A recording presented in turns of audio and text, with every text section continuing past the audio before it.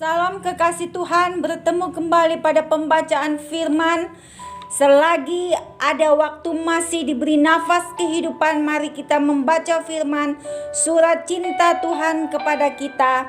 Semoga Bapak Ibu sehat selalu dalam lindungan Tuhan. Sebelum membaca firman, kita berdoa terlebih dahulu. Bapa yang bertata di dalam kerajaan surga, terima kasih ya Allah Roh Kudus. Engkau masih Tuhan, berikan kami nafas kehidupan. Urapi kami dengan seluruh pendengar yang mendengarkan firman-Mu. Terangi hati dan pikiran kami saat membaca firman. Kami mulai pembacaan firman ini hanya di dalam nama Tuhan Yesus yang maha ajaib, maha dahsyat. Haleluya. Amin.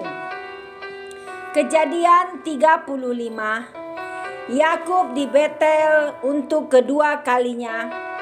Allah berfirman kepada Yakub, "Bersiaplah, pergilah ke Betel, tinggallah di situ dan buatlah di situ mezbah bagi Allah yang telah menampakkan diri kepadamu ketika engkau lari dari Esau kakakmu." Lalu berkatalah Yakub kepada seisi rumahnya dan kepada semua orang yang bersama-sama dengan dia, "Jauhkanlah dewa-dewa asing yang ada di tengah-tengah kamu. Tahirkanlah dirimu dan tukarlah pakaianmu. Marilah kita bersiap dan pergi ke Betel.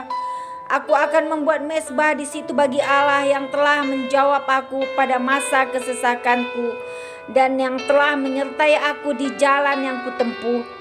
Mereka menyerahkan kepada Yakub segala dewa asing yang dipunyai mereka dan anting-anting yang ada pada telinga mereka. Lalu Yakub menanamnya di bawah pohon besar yang dekat Sikem. Sesudah itu berangkatlah mereka, dan kedahsyatan yang dari Allah meliputi kota-kota sekeliling mereka, sehingga anak-anak Yakub tidak dikejar. Lalu sampailah Yakub ke Luz yang di tanah Kanaan, yaitu Betel. Ia dan semua orang yang bersama-sama dengan dia. Didirikannya lah mezbah di situ dan dinamainyalah tempat itu El Betel, karena Allah telah menyatakan diri kepadanya di situ ketika ia lari terhadap kakaknya.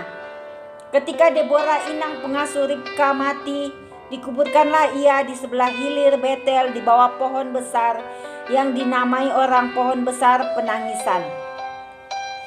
Setelah Yakub datang dari Padan Aran, maka Allah menampakkan diri pula kepadanya dan memberkati dia. Firman Allah kepadanya, "Namamu Yakub, dari sekarang namamu bukan lagi Yakub, melainkan Israel. Itulah yang akan menjadi namamu." Maka Allah menamai dia Israel.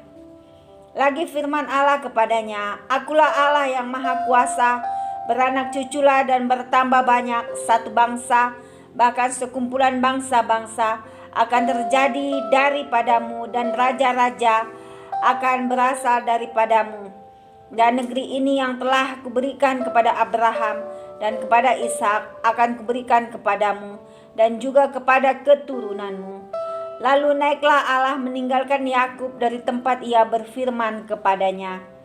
Kemudian Yakub mendirikan tugu di tempat itu, yakni tugu batu. Ia mempersembahkan korban curahan dan menuangkan minyak di atasnya. Yakub menamai tempat di mana Allah telah berfirman kepadanya Betel. Kelahiran Benyamin, Rahel mati. Sesudah itu berangkatlah mereka dari Betel.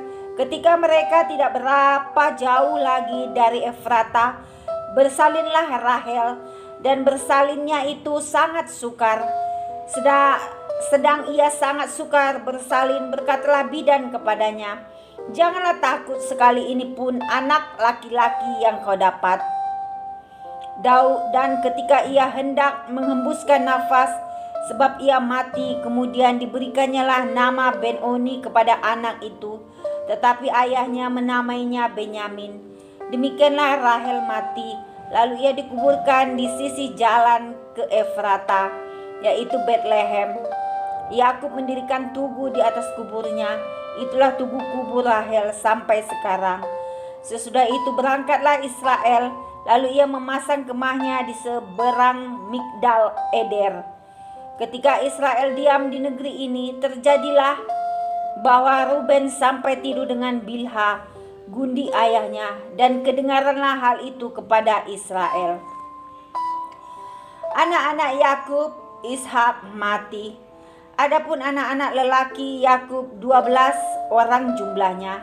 Anak-anak Lea ialah Ruben, anak sulung Yakub, kemudian Simeon, Lewi, Yehuda, Isahar, dan Zebulon.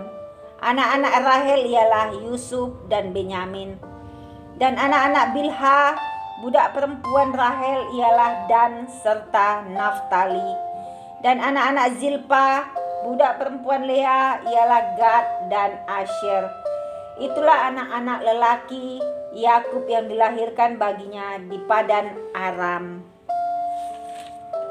Lalu sampailah Yakub kepada Ishak ayahnya di Mamre dekat Kiryat Arba. Itulah Hebron, tempat Abraham dan Ishak tinggal sebagai orang asing. Adapun umur Ishak 180 tahun. Lalu meninggallah Ishak, ia mati dan dikumpulkan kepada kaum leluhurnya. Ia tua dan suntuk umur.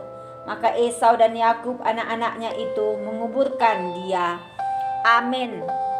Terpujilah Engkau Tuhan Yesus yang Maha Baik, El Shaddai. Terima kasih Bapa, kami sudah memperdengarkan dan mendengarkan firman-Mu hari ini. Berkati para pendengar channel YouTube ini. Berikan kesehatan, rezeki, kekuatan iman yang double porsi dalam menjalani kehidupan hari ini.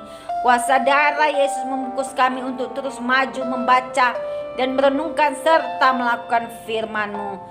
Hadirat-Mu Tuhan yang melingkupi setiap kami ya Tuhan. Hadirat-Mu ya Tuhan yang membawa kami ke jalan terang-Mu ya Tuhan. Haleluya.